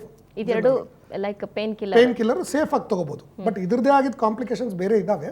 ಬಟ್ ಕಿಡ್ನಿಗೆ ಸೇಫ್ ಆಗಿರುವಂಥದ್ದು ಇದೆರಡು. ಬಟ್ ಲಿವರ್ ಡಾಕ್ಟರ್ ಹತ್ರ ಕೇಳ್ಕೊಂಡೆ ತಗೋಬೇಕಾಗುತ್ತೆ. ಓಕೆ, ದಿನಕ್ಕೆ ಎಷ್ಟು ಸರಿ ನೀರು ಕುಡಿಬೇಕು, ಎಷ್ಟು ಲೀಟರ್ ನೀರು ಕುಡಿಬೇಕು ಆ್ಯಕ್ಚುಲಿ ಮನುಷ್ಯ? ಈಗ ಸಹಜವಾಗಿ ನಮ್ಮ ಸುತ್ತಮುತ್ತದಲ್ಲಿ ಎಲ್ಲ ಕಡೆ ನೀವು ನೋಡಿದಾಗ 5 ಲೀಟರ್ 6 ಲೀಟರ್ ಕುಡಿಬೇಕು, ಟಾಕ್ಸಿನ್ಸ್ ಫ್ಲಶ್ ಆಗುತ್ತೆ ಅಂತ ಹೇಳ್ತಾರೆ. ಆ್ಯಕ್ಚುಲಿ ಅದು ತಪ್ಪು ಕಲ್ಪನೆ. ನಮ್ಮ ಮೈಯಲ್ಲಿ ನಾರ್ಮಲ್ ಮೆಟಬಾಲಿಕ್ ಆಕ್ಟಿವಿಟಿ, ಇವಾಗ ನಾವು ಉಸಿರಾಡ್ತೀವಿ, ಜನರಲಿ ಓಡಾಡ್ತೀವಿ, ಎಲ್ಲ ಮಾಡಿದಾಗ 1 ಲೀಟ್ರ್ ನೀರು ಉತ್ಪತ್ತಿ ಆಗುತ್ತೆ. ಎಲ್ಲ ಮೆಟಬಾಲಿಕ್ ಪ್ರೋಸೆಸ್ದು ಎಂಡ್ ಪ್ರಾಡಕ್ಟು ವಾಟರ್ ನಮ್ಮ ಮೈಯಲ್ಲಿ. ಸೊ ಜನರಲಿ 1 ಲೀಟ್ರ್ ನೀರು ನಮ್ಮ ಬಾಡಿಲಿ ಉತ್ಪತ್ತಿ ಆಗುತ್ತೆ. ನೀವು ಇದು ಕೇಳಿರ್ಬೋದು, ತುಂಬ ಜನ ಜೈನ ಮತದವರು ಸಾಯಕ್ಕೆ ಮುಂಚೆ ನೀರು ಬಿಡ್ತಾರೆ. ನೀರು ಬಿಟ್ಟು 15-20 ದಿನವರೆಗೂ ಹಂಗೆ ಬದುಕೇ ಇರ್ತಾರೆ. ಸೊ ಜನರಲಿ ನಾರ್ಮಲಿ ನಮ್ಮ body conserves water to the maximum extent, ಅಂದರೆ ನಮ್ಮ ನೀರು ಕನ್ಸರ್ವ್ ಮಾಡೋ ಕೆಪಾಸಿಟಿ ಬಾಡಿಲಿರೋದು. ಸೊ ಎಲ್ಲ ಸೇರಿ ನಮಗೆ ಬಾಯಾರಿಕೆ ಯಾವಾಗ ಆಗುತ್ತೋ ಅವಾಗಷ್ಟೇ ನೀರು ಕುಡಿಬೇಕು. ಮ್ಯಾಕ್ಸಿಮಮ್ ಸಮ್ಮರಲ್ಲಿ ಇನ್ಸೆನ್ಸಿಬಲ್ ಲಾಸ್ ಅಂತ ಹೇಳ್ತೀವಿ, ಅಂದರೆ ಸೆಕೆಯಿಂದಾಗಿ ಚರ್ಮದಿಂದ ನೀರು ಸ್ವೆಟ್ಟಿಂಗ್ ಆಗಿ ಹೋಗುತ್ತೆ. ಸೊ ಅದು ಜನರಲಿ 500 to 800 ml ಇರುತ್ತೆ. ಸೊ ಅದನ್ನು ರೀಪ್ಲೇಸ್ ಮಾಡಿದ್ರೆ 1.5 ಲೀಟ್ರಿಂದ 2.5 ಲೀಟ್ರ್ ಅಷ್ಟೇ ನೀರು ಕುಡಿಬೇಕು, ಅದಕ್ಕಿಂತ ಜಾಸ್ತಿ ಕುಡಿಬಾರ್ದು. ಓಕೆ ಡಾಕ್ಟ್ರೇ, ಇದ್ರ ಬಗ್ಗೆ ಮಾತಾಡೋಣ. ಒಬ್ರು ಕಾಲರ್ ರೆಡಿ ಇದ್ದಾರೆ, ಅವ್ರನ್ನ ಮಾತಾಡ್ಸೋಣ. ಹಲೋ ಹಲೋ ಹಲೋ ಮೇಡಮ್ ನಮಸ್ತೆ, ನಿಮ್ಮ ಹೆಸರು? ಶ್ವೇತಾ ಅಂತ ಮೇಡಮ್, ಬೆಂಗಳೂರಿಂದ. ಓಕೆ, ಡಾಕ್ಟರ್ ಇದ್ದಾರೆ, ಮಾತಾಡಿ. ಸರ್ ನಮಸ್ತೆ. ನಮಸ್ತೆ, ಹೇಳಿ. ಸರ್ ನನಗೆ ಕಿಡ್ನಿ ಸ್ಟೋನ್ ಇದೆ, ಅಂದ್ರೆ ಮೀನ್ಸ್ 2 ಸೈಡ್ ಸ್ಟೋನ್ ಇದೆ, ಒಂದು 2 mm ಇನ್ನೊಂದು 4 mm. ಓಕೆ. ನನಗೆ ಅಂದ್ರೆ ಹೇಳಿದ್ದಾರೆ ನೀರ್ ಚೆನ್ನಾಗಿ ಕುಡೀರಿ ಅಂತ ಅನ್ಬಿಟ್ಟು, ಅಂದ್ರೆ ದಿನಕ್ಕೆ ಎಷ್ಟು ಲೀಟರ್ ನೀರು ಕುಡಿಬೇಕು ಅಂತ ಅನ್ಬಿಟ್ಟು. ಅಂದ್ರೆ ನನಗೆ ತುಂಬಾ ಜಾಸ್ತಿನೂ ನೋವಾಗಲ್ಲ. ಹಾಂ ಹಾಂ, ಸರಿ. ಅದಕ್ಕೆ ನೀರು ಎಷ್ಟು ಲೀಟರ್ ಕುಡಿಬೇಕು ಅಂತ ಸರ್? ಹೌದು, ಕಾಮನ್ ಆಗಿ ಈಗ ನಿಮ್ಗಿರೋದು ಸ್ಟೋನು 2 mm ಮತ್ತು 3 mm, ಅಂದರೆ ತುಂಬ ಸಣ್ಣ ಸ್ಟೋನು. ಇದು ಹೋಗ್ತಾ ಹೋಗ್ತಾ ದೊಡ್ಡದಾಗುತ್ತೆ. ಸೊ ಈ ಸ್ಟೋನನ್ನು ಫ್ಲಶ್ ಔಟ್ ಮಾಡೋಕ್ಕೋಸ್ಕರ ನಿಮಗೆ ಡಾಕ್ಟ್ರು ಜಾಸ್ತಿ ನೀರು ಕುಡೀರಿ ಅಂತ ಹೇಳಿದ್ದಾರೆ. ಸೊ ಜನರಲಿ ನೀವು ಹತ್ತತ್ರ 2.5 to 3 ಲೀಟ್ರ್ವರೆಗೂ ನೀರು ಕುಡಿಬೇಕು. ಅದರ ಜೊತೆಗೆ ಬರೀ ನೀರು ಕುಡಿದ್ರೆ ಸಾಕಾಗಲ್ಲ. ಸೊ ನೀವು ಯಂಗ್ ಏಜ್ ಇರೋದ್ರಿಂದ ನಿಮಗೆ ಸ್ಟೋನ್ ಬಂದಿರೋ ಕಾರಣ ಒಂದು ಎಕ್ಸೆಸಿವ್ ಸಾಲ್ಟ್ ಇಂಟೇಕ್ ಇರ್ಬೋದು, ಎಕ್ಸೆಸಿವ್ ನಾನ್ ವೆಜ್ ಇಂಟೇಕ್ ಇರ್ಬೋದು, ಅಥವಾ ಡೀಪ್ ಫ್ರೈಡ್ ಐಟಮ್ಸ್ ತೊಗೊಳೋದ್ರಿಂದ ಇರ್ಬೋದು. ಈ ಮೂರನ್ನು ಕಡಿವಾಣ ಹಾಕಬೇಕು. ನೀವು ನೀರು ಚೆನ್ನಾಗಿ ಕುಡಿದು ಸಾಲ್ಟ್ ಚೆನ್ನಾಗಿ ತಿಂದುಬಿಟ್ರೆ ಅದರಿಂದನೂ ಸ್ಟೋನ್ ಮತ್ತೆ ಉತ್ಪತ್ತಿ ಆಗುತ್ತೆ. ಸೊ ಬೇಕ್ರಿ ಐಟಮ್ಸ್ ಆಗಲಿ, ಡೀಪ್ ಫ್ರೈಡ್ ಐಟಮ್ಸ್ ಆಗಲಿ, ಇದನ್ನು ನೀವು ಕಡಿವಾಣ ಮಾಡಲೇಬೇಕು. ಬರೀ ನೀರು ಕುಡಿಯೋದ್ರಿಂದ ಸ್ಟೋನ್ ಹೊರಗಡೆ ಹೋಗಲ್ಲ. ಅದ್ರ ಜೊತೆಗೆ ನೀವು ಎಕ್ಸೆಸಿವ್ ಆಗಿ ಪೊಟ್ಯಾಷಿಯಮ್ ರಿಚ್ ಡಯಟ್ ತಗೋಬೇಕಾಗುತ್ತೆ, ಅದು ನಿಮ್ಮ ಡಾಕ್ಟರ್ ಹೇಳ್ತಾರೆ. So potassium rich diet sir, ಇನ್ನು ಪ್ರೋಟೀನ್ ಅಂಶ ಫುಡ್ಸ್ ನ ಜಾಸ್ತಿ ತಗೋಬೇಡಿ ಅಂತ ಹೇಳ್ತಾರೆ. ಸೊ ಅದನ್ನ ನಾವು ತುಂಬಾ ಇನ್ಬ್ಯಾಲೆನ್ಸ್ ಮಾಡ್ಬೇಕಾ ಅಥವಾ ತಿನ್ನಲೇಬಾರ್ದ ಅಂತ ನನ್ನ ಡೌಟು. ಅಲ್ಲ, ಕೊಬ್ಬಿನ ಅಂಶ ಅಂದರೆ ಈಗ for example non vegetarian food ಯಾಕೆ ತೊಗೋಬಾರ್ದು ಅಂತ ಹೇಳ್ತೀವಿ ಅಂದರೆ ಅದರಿಂದ ಏನು ಸ್ಟೋನ್ ಆಗಲ್ಲ. ಬಟ್ ಫುಡ್ ಕುಕ್ ಮಾಡ್ಬೇಕಾದ್ರೆ ಅದಕ್ಕೆ ಎಕ್ಸೆಸಿವ್ ಸಾಲ್ಟ್ ಹಾಕ್ತಾರೆ. ಆ ಸಾಲ್ಟ್ ಹಾಕಿ ಅದರಿಂದ ಸಾಲ್ಟಿಂದ ನಾವು ಸಾಲ್ಟ್ ಕನ್ಸ್ಯೂಮ್ ಮಾಡಿದಾಗ ಸ್ಟೋನ್ ಫಾರ್ಮೇಷನ್ ಫಾಸ್ಟಾಗಿ ಆಗುತ್ತೆ. ಸೊ ಅದನ್ನು ಅವಾಯ್ಡ್ ಮಾಡೋಕ್ಕೋಸ್ಕರ ನಾನ್ ವೆಜಿಟೇರಿಯನ್ ಫುಡ್ ತೊಗೋಬೇಡಿ ಅಂತ ಹೇಳ್ತೀವಿ. ಓಕೆ, ಇನ್ನೊಂದು ಡೌಟ್ ಇದೆ ಸರ್. ಇವಾಗ ಮಕ್ಳು ಮಾಡಿಸ್ಕೊಬೇಕು ಅಂತ ಇದೀವಿ ನಾವು. ಸರಿ. ಸ್ಟೋನ್ ಇರೋದ್ರಿಂದ ಅಂದ್ರೆ ನೀವು ಮೀನ್ಸ್ ಮಕ್ಳು ಮಾಡ್ಕೊಬೋದಾ ಅಥವಾ ಮಾಡ್ಕೊಂಡಾನೆ ಇದ್ರೆ ಒಳ್ಳೇದಾ ಅಂತ? ಹಂಗಲ್ಲ, ಸ್ಟೋನು ನಿಮಗೆ 2 ಕಾರಣದಿಂದ ಬಂದಿರ್ಬೋದು. ಒಂದು, ತಲತಲಾಂತರದಿಂದ ನಿಮ್ಮ ಪೇರೆಂಟ್ಸ್, ನಿಮ್ಮ ಫ್ಯಾಮಿಲಿಲಿ ಎಲ್ಲರಿಗೂ ಸ್ಟೋನ್ ಇದೆ ಅಂತಾದರೆ ಅವಾಗ ನೀವು ಅದನ್ನು ಎವ್ಯಾಲ್ಯೂಯೇಟ್ ಮಾಡಿ ಅಷ್ಟೇ ಪ್ರೆಗ್ನೆಂಟ್ ಆಗಬೇಕು. 2ನೇ ವಿಚಾರ, ನೀವು ನಿಮ್ಮ ರಿಲೇಷನಲ್ಲಿ ಮದುವೆ ಆಗಬಾರ್ದು. ಅಂದರೆ ಫಾರ್ ಎಕ್ಸಾಂಪಲ್ ಸೋದರ ಮಾವನ ಮದುವೆ ಆಗೋದು ಅಥವಾ ಅತ್ತೆ ಸೊಸೆ ಮಕ್ಕಳು ಮದುವೆ ಆತರ ಇಲ್ಲ. ಅಂದ್ರೆ ಮೀನ್ಸ್ ನಮ್ಮ ರಿಲೇಟಿವ್ ಯಾರಿಗೂ ಇಲ್ಲ. ಸೊ ನನ್ಗೇನೆ ಅಂದ್ರೆ ಜಾಸ್ತಿ ಬೇಕರಿ ಐಟಮ್ ತಿಂತೀನಿ ಅಂತ ಅವ್ರು ಹೇಳಿದಾರೆ ನನಗೆ. ಅದೇ ಆ ಥರ ಇದ್ದಲ್ಲಿ ನಾವು ಮೋಸ್ಟ್ ಕಾಮನ್ಲಿ ಇದು ನಿಮ್ಮ life style induced. So life style modify ಮಾಡಿದ್ರೆ ನಿಮ್ಮ ಸ್ಟೋನ್ ಕ್ಲಿಯರ್ ಆಗುತ್ತೆ. ಅದಾದ್ಮೇಲೆ ನೀವು ಮಕ್ಕಳು ಮಾಡ್ಕೊಳ್ಳೋದ್ರಲ್ಲಿ ಏನೂ ತೊಂದರೆ ಇಲ್ಲ. ಬೈ ಚಾನ್ಸ್ ಇನ್ಹೆರಿಟೆಡ್ ಇದ್ದರೆ ಮಾತ್ರ ನಾವು ತುಂಬ ಜೋಪಾನವಾಗಿ ವಿಚಾರ ಮಾಡಿ ಮಾಡಬೇಕಾಗತ್ತೆ. ಓಕೆ, ಕರೆ ಮಾಡಿದ್ದಕ್ಕೆ ಧನ್ಯವಾದಗಳನ್ನು ತಿಳಿಸ್ತಾ ಇದ್ದೀವಿ. ಒಂದ್ಸತಿ ಡಾಕ್ಟ್ರ್ ಹತ್ರ ಚೆಕಪ್ ಮಾಡಿಸ್ಕೊಂಡು ನೀವು ನಿಮ್ಮ ಸಮಸ್ಯೆಗಳಿಗೆ ಪರಿಹಾರವನ್ನು ಕಂಡುಕೊಳ್ಳಿ ಅಂತ ಹೇಳಿ ಕೇಳ್ಕೊತಾ ಇದ್ದೀನಿ. ಡಾಕ್ಟ್ರೆ, ಇವಾಗಷ್ಟೇ ಕಾಲ್ ಮಾಡಿದರು. ಸೊ ಕನ್ಸೀವ್ ಆಗೋದಕ್ಕೆ ನೋಡಿ ಎಷ್ಟು ಟೆನ್ಷನ್ ಇರುತ್ತೆ ಅಂತ. ಹಾಗೆ ಅವರು ಇನ್ನೊಂದು ಮಾತು ಹೇಳಿದರು, ಕಿಡ್ನಿನಲ್ಲಿ ಅದೇನೋ 4 mm 2 mm ಅಂತ. ಸೊ ಎಷ್ಟು ತನಕ ಇರುತ್ತೆ ಸರ್ ಅದು? ಸೊ ಜನರಲಿ ಇದು ಸ್ಟಾರ್ಟ್ ಆಗೋದು ಮೈಕ್ರೋಲಿತ್, ಅಂದರೆ ಕಣ್ಣಲ್ಲಿ ಕಾಣದೇ ಇರೋವಂಥದ್ದು. ಓಕೆ. ಸೊ ಅದು ಹೋಗ್ತಾ ಹೋಗ್ತಾ ದೊಡ್ಡದಾಗ್ತಾ ಹೋಗುತ್ತೆ. ಯಾಕಂದರೆ ನಮ್ಮ ಡಯಟ್, ನಮ್ಮ ಲೈಫ್ ಸ್ಟೈಲ್ ಮೇಲೆ. ಸೊ ಎಕ್ಸೆಸಿವ್ ಸಾಲ್ಟ್ ಕನ್ಸ್ಯೂಮ್ ಮಾಡಿದಾಗ ಫಾಸ್ಟಾಗಿ ಸ್ಟೋನ್ ದೊಡ್ಡದಾಗುತ್ತೆ. ಸೊ ಇದು 9 mm ವರೆಗೂ ಸ್ಟೋನು ಟ್ಯೂಬಲ್ಲಿಂದ ಹೊರಗಡೆ ಬರೋ ಕೆಪಾಸಿಟಿ ಇರುತ್ತೆ. ಬಟ್ 9 mm ಗಿಂತ ದೊಡ್ಡದಾದರೆ ಅದು ಬಂದು ಸಿಗಾಕೊಳ್ಳುತ್ತೆ. ಒಂದೊಂದ್ಸತಿ 6 mm ಸ್ಟೋನೇ ಸಿಗಾಕೊಂಡು ಟ್ಯೂಬ್ ದಪ್ಪ ಆಗಿಬಿಟ್ರೆ ಅದು ಬರಲ್ಲ. ಸೊ ಅವಾಗ ನಾವು ಪ್ರೊಸೀಜರ್ ಮಾಡಿ ತೆಗಿಬೇಕಾಗುತ್ತೆ ಸ್ಟೋನ್ನ. Otherwise generally up to 9 mm stone ಬಂದ್ಬಿಡುತ್ತೆ. ಅದು ಟ್ಯಾಬ್ಲೆಟ್, ಮೆಡಿಕೇಶನ್ಸು ಮತ್ತು ಇಂಜೆಕ್ಷನ್ಸ್ ಎಲ್ಲ ಕೊಟ್ಟು ತೆಗಿಬೋದು. ಅದನ್ನು ಮೆಡಿಕಲ್ ಥೆರಪಿ ಅಂತ ಹೇಳ್ತೀವಿ. ಅದರ್ವೈಸ್ ಸ್ಟೋನ್ ದೊಡ್ಡದಾಗ್ತಾ ಹೋದರೆ ಸ್ವಲ್ಪ ಜನಕ್ಕೆ ಸ್ಟ್ಯಾಗಾರ್ನ್ ಕ್ಯಾಲ್ಕುಲೈ ಅಂತ ಹೇಳ್ತೀವಿ. ಅದು 3 ಸೆಂಟಿಮೀಟರ್ 4 ಸೆಂಟಿಮೀಟರ್ವರೆಗೂ ಸ್ಟೋನ್ ಇರುತ್ತೆ. ಸೊ ಈ ಸ್ಟೋನ್ ತೆಗೆಯೋದು ತುಂಬ ಕಷ್ಟ. ಆವಾಗ ಪ್ರೊಸೀಜರ್ ಮಾಡೇ ತೆಗಿಬೇಕಾಗುತ್ತೆ. ಸರ್, ನಾವು ಕಿಡ್ನಿ ಸಮಸ್ಯೆ ಬಗ್ಗೆ ಸಾಕಷ್ಟು ಮಾತಾಡ್ತಾ ಇದ್ವಿ. ಈಗ ಏನಪ್ಪ ಅಂತ ಹೇಳಿದರೆ ಕಿಡ್ನಿ ಸ್ಟೋನ್ ಮತ್ತು ಸಿಸ್ಟ್ ಅಂತ ಹೇಳಿ 2ರಲ್ಲೂ ಇರುತ್ತೆ. ಕೆಲವರಿಗೆ ಏನಂದರೆ ಈ ಸಿಸ್ಟ್ ಅನ್ನೋದು ಯೂಟ್ರಸಲ್ಲಿ ಬರುತ್ತೆ, ಸ್ಟೋನ್ ಅನ್ನೋದು ಕಿಡ್ನಿನಲ್ಲಿ ಬರುತ್ತೆ ಅಂತ. ಬಟ್ ಈ ಸಿಸ್ಟ್ ಅನ್ನೋದು ಮತ್ತು ಸ್ಟೋನ್ ಇವೆರಡಕ್ಕೆ ಏನು ವ್ಯತ್ಯಾಸ ಸರ್? ಜನರಲಿ ಸಿಸ್ಟ್ ಅನ್ನೋದು ಒಂದು ಓವರ್ ಗ್ರೋತ್. ಅಂದರೆ ನಮ್ಮ ಮುಖದ ಮೇಲೆ ಮೊಡವೆ ಹೆಂಗೆ ಬರುತ್ತಲ್ಲ, ಸೊ ಈ ಸಿಸ್ಟ್ ಎಲ್ಲಿ ಬೇಕಾದ್ರೂ ಆಗ್ಬೋದು. ಅಂದರೆ ಸ್ಕಿನ್ನಲ್ಲಿ ಆಗುತ್ತೆ, ಲಿವರಲ್ಲಿ ಆಗುತ್ತೆ, ಕಿಡ್ನಿಲಿ ಆಗುತ್ತೆ, ಯೂಟ್ರಸಲ್ಲೂ ಆಗುತ್ತೆ.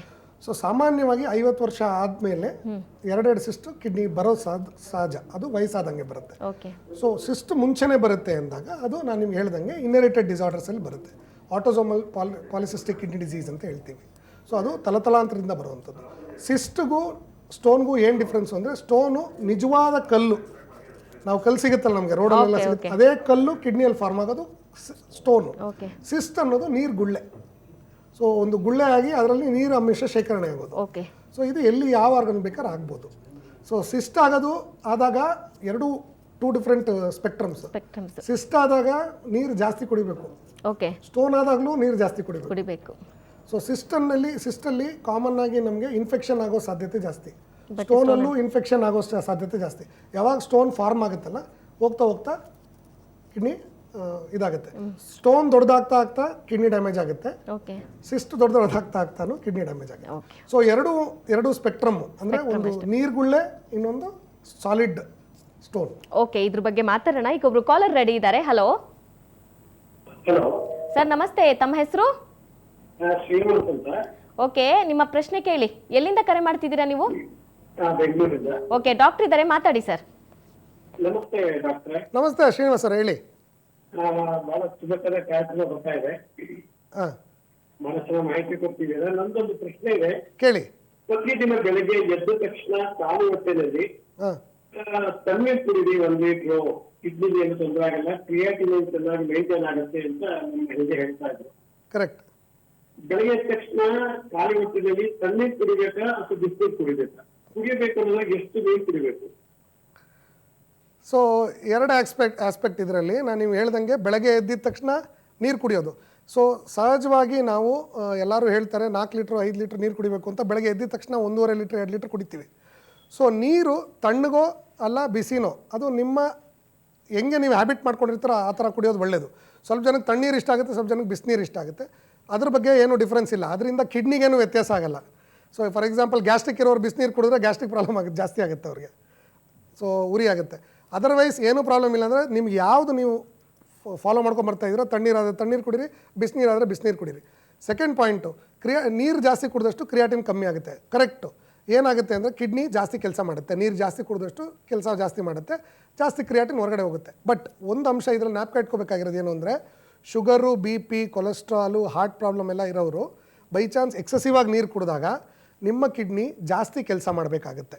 ಈಗ ಫಾರ್ ಎಕ್ಸಾಂಪಲ್ ನೀವು ಎಲ್ಲೋ ಆಫೀಸಲ್ಲಿ ಕೆಲಸಕ್ಕೆ ಹೋಗ್ತೀರಾ, ನಿಮ್ಮದು ಫಿಕ್ಸ್ಡ್ ಅವರ್ಸು 8 ಅವರ್ಸು, ಎಲ್ಲ ದಿನ ನಿಮಗೆ 10 ಅವರ್ ಕೆಲಸ ಮಾಡಿಸಿದ್ರೆ ಏನಾಗುತ್ತೆ? ಸೊ ಅದೇ ಥರ ಕಿಡ್ನಿನ ನಾವು ಎಕ್ಸೆಸಿವ್ ಆಗಿ ಕೆಲಸ ಮಾಡಿದಾಗ ಅದು ಫೇಲ್ ಆಗೋ ಚಾನ್ಸಸ್ ಜಾಸ್ತಿ ಆಗುತ್ತೆ. ಅಂದರೆ ನಿಮಗೆ ಮುಂದೆ ಒಂದು ದಿನ ಕಾಯಿಲೆ ಬಂದಾಗ, ಸೊ ನೀವು ಚೆನ್ನಾಗಿದ್ದಾಗ ಏನೂ ಆಗಲ್ಲ, ಸೊ ಮುಂದೆ ಒಂದು ದಿನ ನಿಮ್ಮ ಶುಗರು BP ಬಂದು ಕಿಡ್ನಿ ಡ್ಯಾಮೇಜ್ ಆದಾಗ ನೀವು ಜಾಸ್ತಿ ನೀರು ಕುಡಿಯೋರ್ಗೆ ಏನಾಗುತ್ತೆ, ಜಾಸ್ತಿ ಬೇಗ ಕಿಡ್ನಿ ಫೇಲ್ ಆಗುತ್ತೆ. ಅದನ್ನು ನಾವು ಫಿಸಿಯಾಲಜಿಕಲ್ ಹೈಪರ್ ಫಿಲ್ಟ್ರೇಷನ್ ಅಂತ ಹೇಳ್ತೀವಿ. ಈ ಕಾಯಿಲೆ ಫಸ್ಟು ಡಯಾಬಿಟೀಸಲ್ಲಿ ಸ್ಟಾರ್ಟ್ ಆಗುತ್ತೆ ಕಾಮನ್ ಆಗಿ. ಸೊ ನಿಮಗೆ ಈಗ ಆನ್ಸರ್ ಮಾಡಬೇಕು ಅಂದರೆ, ನಮಗೆ ಎಷ್ಟು ಮಿತವಾಗಿ ಬೇಕು ನೀರು ಅಷ್ಟೇ ಕುಡಿಬೇಕು. 2.5ರಿಂದ 3 ಲೀಟ್ರ್ ಮ್ಯಾಕ್ಸಿಮಮ್. ಅದಕ್ಕಿಂತ ಜಾಸ್ತಿ ನೀವು ಎಕ್ಸೆಸಿವ್ ಆಗಿ ನೀರು ಕುಡಿಯೋದು ಓನ್ಲಿ ಸ್ವಲ್ಪ ಪೇಷಂಟ್ಸ್, ಒಂದು ಸ್ಪೆಸಿಫಿಕ್ ಸೆಟ್ ಆಫ್ ಪೇಷಂಟ್ಸ್ ಇರ್ತಾರೆ, ಅವರು ಡಾಕ್ಟ್ರ್ ಹೇಳ್ತಾರೆ ನಿಮಗೆ, ನೀವು 5 ಲೀಟ್ರ್ ನೀರು ಕುಡೀರಿ ಅಂತ ಹೇಳ್ತಾರೆ, ಅವ್ರು ಮಾತ್ರ 5 ಲೀಟ್ರ್ ಕುಡಿಬೇಕು.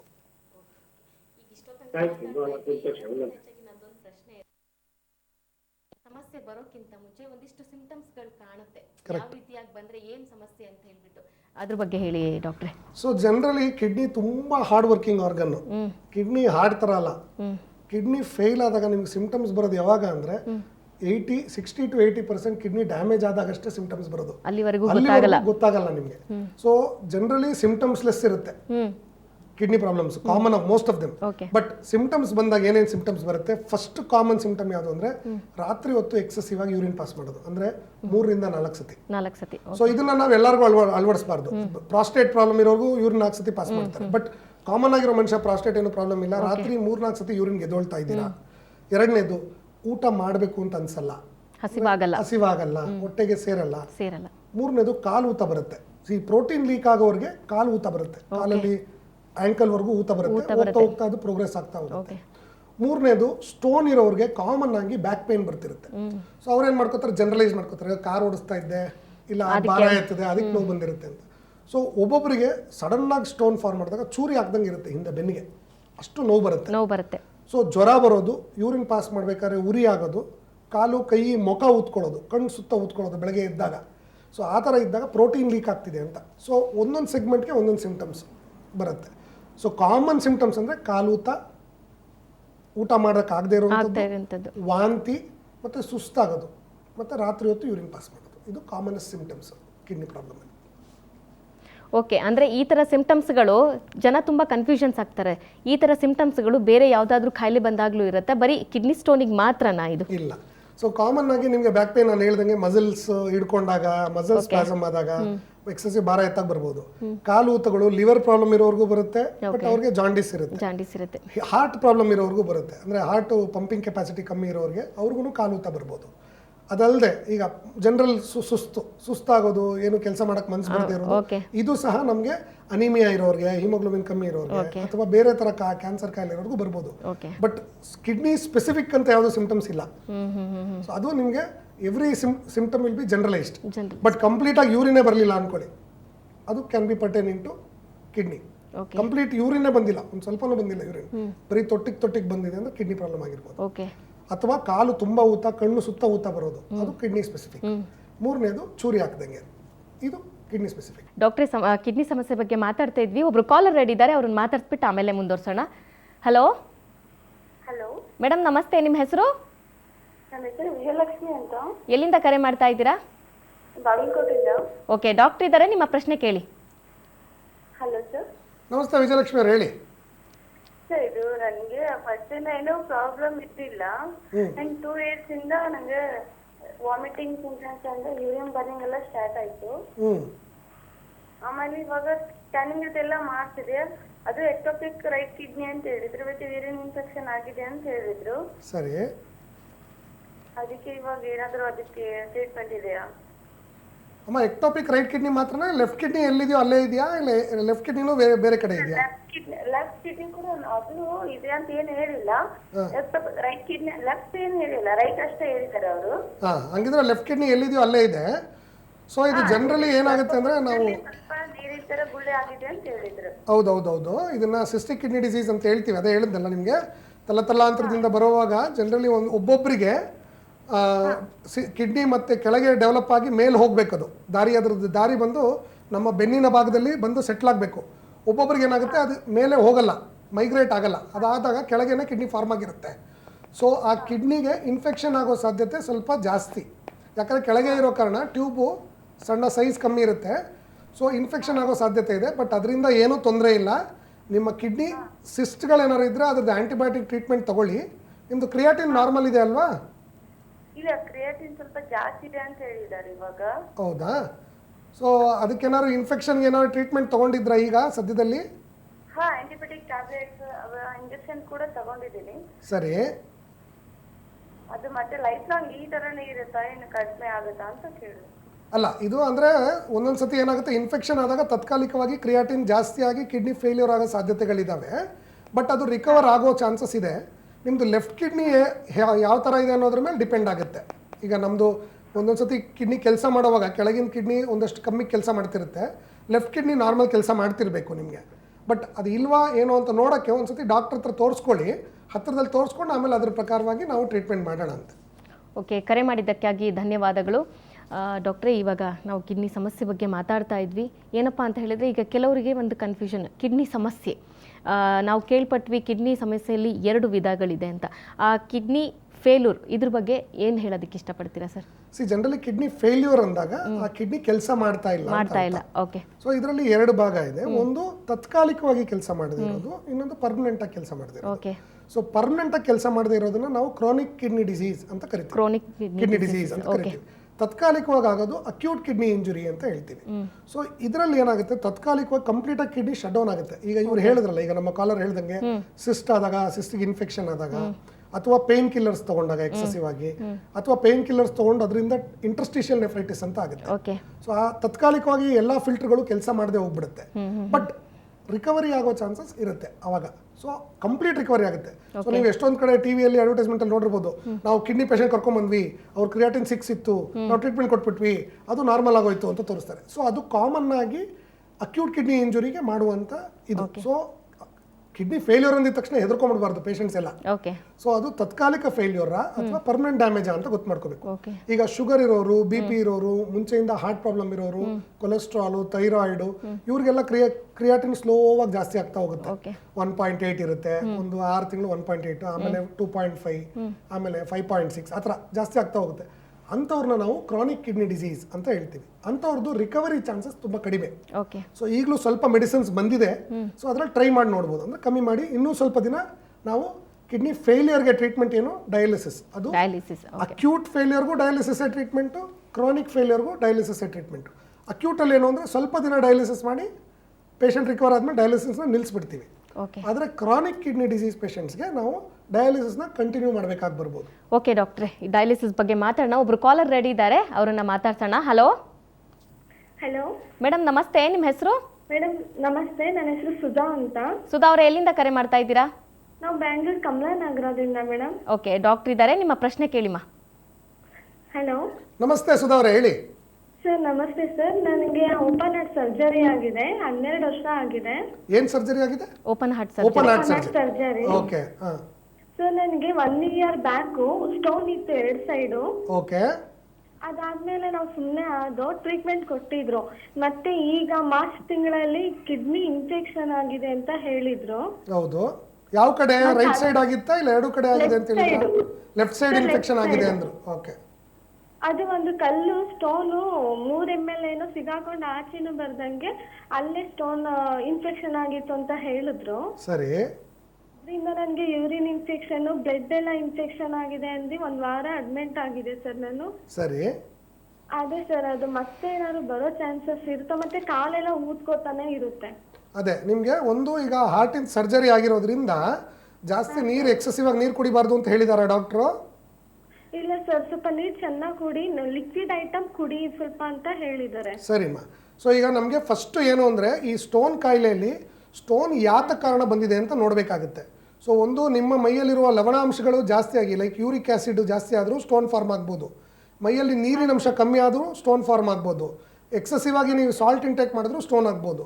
ಸೊ ಇದಕ್ಕೆ ನಾವು 24 hour ಯೂರಿನ್ದು ಟೆಸ್ಟ್ಗಳು ಮಾಡ್ತೀವಿ. ಅದು ಈ ಸದ್ಯದ ಟೈಮಲ್ಲಿ ಮಾಡಬಾರ್ದು. ಸೊ ನಿಮಗೀಗ ಆಗಿರೋದು ಲೆಫ್ಟ್ ಪೈಲೋನೆಫ್ರೈಟಿಸ್ ಅಂತ, ಅಂದರೆ ಕಿಡ್ನಿ ಇನ್ಫೆಕ್ಷನ್ ಆಗಿದೆ ಅಂತ ಅರ್ಥ.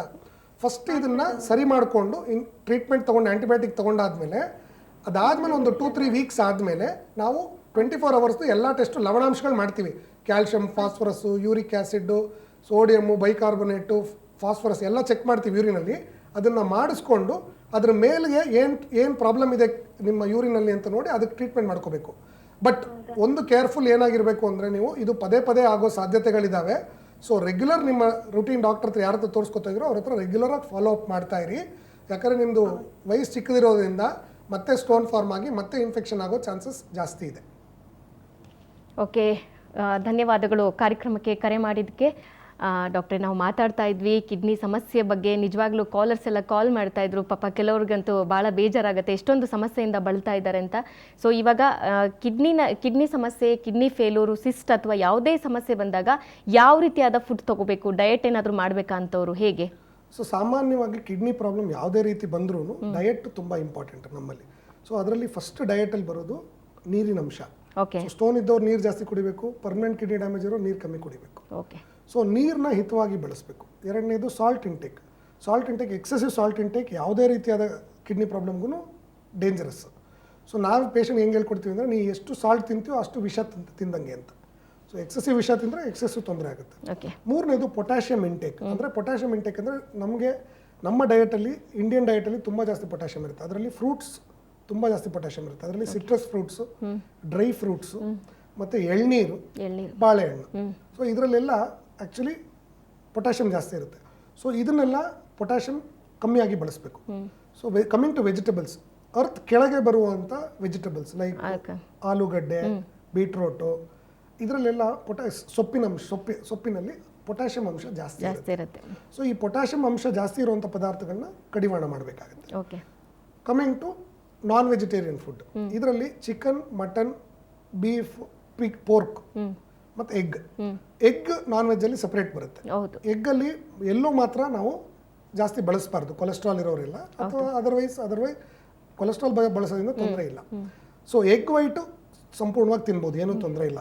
ಕಿಡ್ನಿ ಪ್ರಾಬ್ಲಮ್ ಯಾರಿಗಾಗಿದ್ರು ಎಗ್ ತಿನ್ನೋದ್ರ ಬಗ್ಗೆ ಕಡಿವಾಣ ಇದೆ. ನಾನ್ ವೆಜ್ಜಲ್ಲಿ ಚಿಕನ್ನಲ್ಲಿ ಒಂದಷ್ಟು ಕಾಯಿಲೆಗಳಲ್ಲಿ ಚಿಕನ್ ತಿನ್ನಲೇಬಾರ್ದು ಕಂಪ್ಲೀಟಾಗಿ, ಬಟ್ ಒಂದಷ್ಟು ಕಾಯಿಲೆಯಲ್ಲಿ ಸ್ಕಿನ್ ಔಟ್ ಚಿಕನ್ ತಿನ್ಬೋದು. Any red meat like mutton, beef, pork ಇದು ಕಂಪ್ಲೀಟ್ಲಿ ಅವಾಯ್ಡ್ ಮಾಡಬೇಕು ನಮ್ಮ ಕಿಡ್ನಿ ಡಯಟಲ್ಲಿ, ರೀನಲ್ ಡಯಟಲ್ಲಿ. ಮತ್ತು ಅದಲ್ಲದೆ ಎಕ್ಸಸಿವ್ ಆಗಿ ನಾವು ರಾಗಿ ಉಪಯೋಗಿಸೋದು. ರಾಗಿಯಲ್ಲಿ ತುಂಬ ಪೊಟ್ಯಾಷಿಯಮ್ ಇರುತ್ತೆ ಸೀರಿಯಲ್ಸಲ್ಲಿ. ಸೊ ರಾಗಿ ಕಿಡ್ನಿ ಪ್ರಾಬ್ಲಮ್ ಇರೋರು, ಕ್ರಿಯಾಟಿನ್ ಜಾಸ್ತಿ ಇರೋರು ರಾಗಿ ಉಪಯೋಗಿಸಬಾರ್ದು. ತುಂಬ ಇಂಪಾರ್ಟೆಂಟ್. ಬಗ್ಗೆ ಮಾತಾಡಿ ಸರ್. ಸೊ ಜನರಲಿ ಡಯಾಲಿಸಿಸ್ ಅನ್ನೋದು ಪರ್ಮನೆಂಟ್ ಕಿಡ್ನಿ ಡ್ಯಾಮೇಜ್ ಆಗಿದ್ದವ್ರಿಗೆ ನಾವು ಮಾಡುವಂಥ ಒಂದು ಪ್ರಕ್ರಿಯೆ. ಡಯಾಲಿಸಿಸ್ ಅನ್ನೋದು ನಮ್ಮ ಬ್ಲಡ್ಡಲ್ಲಿ ಇರುವಂಥ ಕಸ ಅಂಶನ ಕ್ಲೀನ್ ಮಾಡೋದು. ಸೊ ಇದು ಜನರಲಿ ನಾವು 4 ಗಂಟೆ ಕಾಲ ಕೈಯಲ್ಲಿ ಫಿಸ್ಟುಲಾ ಅಂತ ಹೇಳ್ತೀವಿ, ಅಥವಾ ಕತ್ತಲ್ಲಿ ಅಥವಾ ಕಾಲಲ್ಲಿ ಟ್ಯೂಬ್ ಹಾಕಿ ಮಾಡುವಂಥ ಪರಿಸ್ಥಿತಿ. ಸೊ ಇದರಲ್ಲಿ ಏನು ಅಂದರೆ ನಮ್ಮ ಮೈಯಲ್ಲಿರುವಂಥ ವೇಸ್ಟ್ ಪದಾರ್ಥಗಳು, ಜನರಲಿ ನಮ್ಮ ಮೈಯಲ್ಲಿ 5,000 ಟೈಪ್ ವೇಸ್ಟ್ ಉತ್ಪತ್ತಿ ಆಗುತ್ತೆ. ಆದರೆ ಈ ಡಯಾಲಿಸಿಸ್ ಅನ್ನೋದರಲ್ಲಿ 500 ಅಂಶಗಳು ಮಾತ್ರ ತೆಗಿಯೋಕ್ಕಾಗೋದು.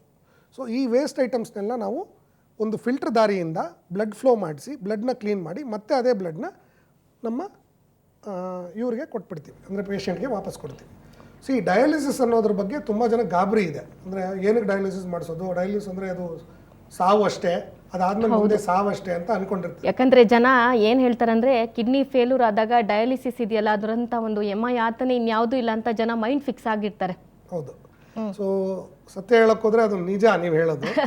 ನಾಟ್ ಓನ್ಲಿ ಮಾನಸಿಕವಾಗಿ, ಹೌದು, ಮನೆ ಫೈನಾನ್ಸ್ ಆಗಲಿ, ಹೌದು, ಮನೆ ಸುತ್ತಮುತ್ತ ಯಾಕಂದ್ರೆ ಪಾಪ ಮಿಡಲ್ ಕ್ಲಾಸ್ ಅಂತ ಬಂದ ತಕ್ಷಣ ಎಲ್ಲರೂ ಕೆಲಸಕ್ಕೆ ಹೋಗ್ತಾ ಇರ್ತಾರೆ. ಇಂದಿನ ಜೀವನ ಶೈಲಿಯಲ್ಲಿ ಅದರಲ್ಲಿ ಬೆಂಗಳೂರಿನಲ್ಲಂತೂ ಜೀವನ ಮಾಡೋದು ಕಷ್ಟ. ಗಂಡ ಹೆಂಡತಿ ಇಬ್ರು ದುಡಿಲೇಬೇಕು ಅಂತ ಸಂದರ್ಭದಲ್ಲಿ ಈ ಡಯಾಲಿಸಿಸ್ ಅಂತ ಬಂದಾಗ ಯಾರಿಗಾದ್ರೂ ಹುಷಾರ್ ತಪ್ಪಿದಾಗ ಸೊ ಇದ್ರು ಅಂದ್ರೆ ಡಯಾಲಿಸಿಸ್ಗೂ ತುಂಬಾ ವೆಚ್ಚ ಆಗತ್ತೆ ಅಂತ ನಾವು ಕೇಳ್ಪಟ್ಟಿದ್ದೀವಿ ಡಾಕ್ಟ್ರೆ. ಸೊ ಈಗ ಗೌರ್ಮೆಂಟ್ ಅವ್ರು ತುಂಬಾ NGOs ತುಂಬಾ ಹೆಲ್ಪ್ ಮಾಡ್ತಾ ಇದ್ದಾರೆ. ಓಕೆ, ಬಟ್ ಆದರೂ ಸಹ ಡಯಾಲಿಸಿಸ್ ಅನ್ನೋದು ಒಂದು ನೋವಿನ ಸಂಗತಿನೇ. ಅದು ಫ್ಯಾಮಿಲಿಗೂ ಸಹ ಪೇಷಂಟ್ಗೂ ಸಹ. ಬಟ್ ಈ ಡಯಾಲಿಸಿಸ್ ಮಾಡೋದ್ರಿಂದ ಅವ್ರಿಗೆ ಅಡ್ವಾಂಟೇಜಸ್ ಏನೇನು ಅಂತ ನಾವು ನೋಡಬೇಕಾಗುತ್ತೆ. ಒಂದು, ಅವ್ರಿಗೆ ಮೆಡಿಸಿನ್ಸು ನಂಬರ್ ಆಫ್ ಟ್ಯಾಬ್ಲೆಟ್ಸ್ ತಗೊಳ್ಳೋದು ಕಡಿಮೆ ಆಗುತ್ತೆ. ಎರಡನೇದು, ಅವರು ಡಯಟ್ನ ಅವರು ಮತ್ತೆ ಈಗ ನಾನು ಹೇಳಿದ್ನಲ್ಲ ನಿಮಗೆ, ಈ ಒಂದು 11 ಐಟಮ್ಸ್ ನಾನು ಲಿಸ್ಟ್ ಮಾಡಿದೆ ನಿಮಗೆ, ತಿನ್ನಬಾರ್ದು ತಿನ್ನಬೇಕು, ಇದರಲ್ಲಿ ಯಾವುದು ಪಥ್ಯ ಮಾಡುವಂಥದ್ದು ಇರಲ್ಲ ಎಕ್ಸೆಪ್ಟ್ ಪೊಟ್ಯಾಷಿಯಂ ಜಾಸ್ತಿ ತಗೊಳ್ಳೋದು ಬಿಟ್ಟು ನಾನ್ ವೆಜ್ಜು ತಿನ್ಬೋದು ಅವರು ಡಯಾಲಿಸಿಸ್ ಮಾಡ್ತಾ. ಮೂರನೇದು, ಡಯಾಲಿಸಿಸ್ ಅನ್ನೋ ಆತಂಕದಿಂದ ಅವ್ರು ಏನು ಮಾಡ್ತಾರೆ, ನಾನಾ ವಿಧ ಆಲ್ಟರ್ನೇಟ್ ಮೆಡಿಸಿನ್ಸ್ಗೆ ಹೋಗ್ಬಿಡ್ತಾರೆ. ಸೊ ಆ ಆಲ್ಟರ್ನೇಟ್ ಮೆಡಿಸಿನ್ಸ್ದು ರಿಸಲ್ಟ್ಸ್ ಯಾರಿಗೂ ಗೊತ್ತಿಲ್ಲ. ಸೊ ಅದರಿಂದಾಗೇ ತೊಂದರೆ ಶುರುವಾಗುತ್ತೆ. ಎಷ್ಟೊಂದು ಜನ ಈಗ ಅಡ್ವರ್ಟೈಸ್ಮೆಂಟಲ್ಲಿ ನೋಡಿದ್ದೀರಾ, ಡಯಾಲಿಸಿಸ್ ಮಾಡದೇ ಇರೋಂಗೆ ಮಾಡ್ತೀವಿ ಅಂತ. ಅದು ತಾತ್ಕಾಲಿಕ, ಸ್ವಲ್ಪ ದಿನ ಆಗ್ಬಿಟ್ಟು ಮತ್ತೆ ತಿರ್ಗಾ ಅವ್ರ ಹೆಲ್ತ್ ಹಾಳಾಗಿ ಮತ್ತೆ ಡಯಾಲಿಸ್ಗೆ ಬರ್ತಾರೆ. ಓಕೆ. ಸೊ 4ನೇದಾಗಿ, ಡಯಾಲಿಸಿಸ್ ಅನ್ನೋದು ಒಂದು ಬ್ರಿಡ್ಜ್ ಅಷ್ಟೇ. ಸೊ ಈಗ ಈ ಕಡೆಗೆ ನಾವು ಜೀವನ, ಈ ಕಡೆಗೆ ಡಯಾಲಿಸಿಸ್ಸು ಅಂತ ತಗೊಂಡಾಗ ಅದ್ರ ಮಧ್ಯೆ ಇರೋ ಬ್ರಿಡ್ಜ್, ಜೀವನ ಮತ್ತು ಕಿಡ್ನಿ ಪ್ರಾಬ್ಲಮ್ದು ಬ್ರಿಡ್ಜ್ ಬಂದು ಡಯಾಲಿಸಿಸ್. ಹೌದು. ಸೊ ಆ ಡಯಾಲಿಸಿಸ್ನ ನಾವು ಪರ್ಮನೆಂಟು ಮಾಡ್ಕೋಬೋದು, ಟೆಂಪ್ರರಿ ಮಾಡ್ಕೋಬೋದು. ಸೊ ಪರ್ಮನೆಂಟ್ ಮಾಡ್ಕೊಂಡ್ರೆ ಲೈಫ್ ಲಾಂಗ್ ಡಯಾಲಿಸಿಸ್ ಮಾಡಬೇಕು. ಓಕೆ. ಅದನ್ನ ತಾತ್ಕಾಲಿಕ ಮಾಡ್ಕೊಂಡ್ರೆ ಅದರ ಮೇಲೆ ದಾಟಿ ಟ್ರಾನ್ಸ್ಪ್ಲಾಂಟ್ ಅನ್ನೋ ದಾರಿಗೆ ಹೋಗ್ಬೋದು. ಸೊ ಈ ಕಿಡ್ನಿ ಟ್ರಾನ್ಸ್ಪ್ಲಾಂಟ್ ಅನ್ನೋದು ಕಿಡ್ನಿ ಪ್ರಾಬ್ಲಮ್ ಇಂದ ಆಲ್ಮೋಸ್ಟ್ ನಮಗೆ ಮುಕ್ತಿ ಅಂತ ಹೇಳ್ಬೋದು. ಓಕೆ ಡಾಕ್ಟರ್, ಇದ್ರ ಬಗ್ಗೆ ಮಾತಾಡೋಣ. ಕೊನೆಯದಾಗಿ ಒಬ್ರು ಕಾಲ್ ಮಾಡಿದ್ದಾರೆ. ಹಲೋ ಮೇಡಮ್, ನಮಸ್ತೆ. ನಿಮ್ಮ ಹೆಸರು? ನಮಸ್ತೆ ಮೇಡಮ್, ನಾವು ಮಂಜುಳಾ ಅಂತ. ಓಕೆ, ಎಲ್ಲಿಂದ ಕರೆ ಮಾಡಿದ್ದೀರಾ ಮಂಜುಳಾ ಅವರೇ? ಕೊಳ್ಳೇಗಾಲದಿಂದ ಮೇಡಮ್. ಓಕೆ, ಡಾಕ್ಟರ್ ಇದ್ದಾರೆ, ನಿಮ್ಮ ಪ್ರಶ್ನೆ ಕೇಳಿ. Hello sir. ನಮಸ್ತೆ ಮಂಜುಳಾ ಅವ್ರು, ಹೇಳಿ. ಸರ್, ನಾನು ಡಯಾಲಿಸಿಸ್ ಪೇಷಂಟ್ ಸರ್. 3 ವರ್ಷ ಆಯ್ತು ಸರ್ ಡಯಾಲಿಸಿಸ್ ಮಾಡಿಸ್ತಾ ಇದ್ದೀನಿ. ಹೇಳಿಮ್ಮ. ನನಗೆ ಡಯಾಲಿಸಿಸ್ ಹೋಗ್ತೀನಿ ಸರ್. ಇವಾಗ ನಂದು ಮೊನ್ನೆ ತಾನೇ ಬ್ಲಡ್ ಚೆಕಪ್ ಮಾಡಿಸ್ದೆ. ಕ್ರಿಯೇಟಿನ್ ಬಂದು 5 ಇದೆ ಸರ್, 5.8 ಇದೆ. ಸರಿಮ್ಮ.